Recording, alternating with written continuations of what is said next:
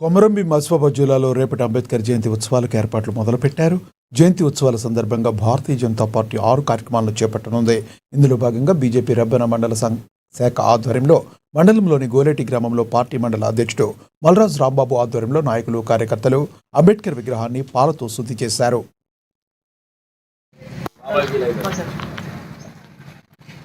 భాగంగా రాష్ట్ర పార్టీ పిలుపు మేరకు ఈరోజు అంబేద్కర్ జయంతి ఉత్సవాల్లో భాగంగా 14న అంబేద్కర్ జయంతి సందర్భంగా ఒకరోజు ముందే 13 తారీఖు రోజు ఈరోజు ఏదైతే శుద్ధి కార్యక్రమం అని మేము ప్రోగ్రాం పెట్టుకున్నామో అందులో భాగంగా ఈరోజు అంబేద్కర్ గారికి, దాదా సాహెబ్ అంబేద్కర్ గారికి పాలతోని శుద్ధి చేయడం జరిగింది.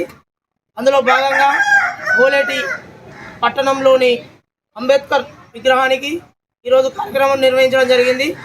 మండల శాఖ ఆధ్వర్యంలో రెబ్బన మండలంలోని గోలేటి టౌన్షిప్లో ఈరోజు ప్రతి బూత్ నుండి ప్రతి ఒక్క అంబేద్కర్ విగ్రహానికి ఈరోజు శుద్ధి చేయడం జరుగుతుంది. అందులో భాగంగా గోలేటిలో ఈరోజు మండల శాఖ ఆధ్వర్యంలో మన మండల కమిటీ తరపున శుద్ధి చేయడం జరుగుతుంది.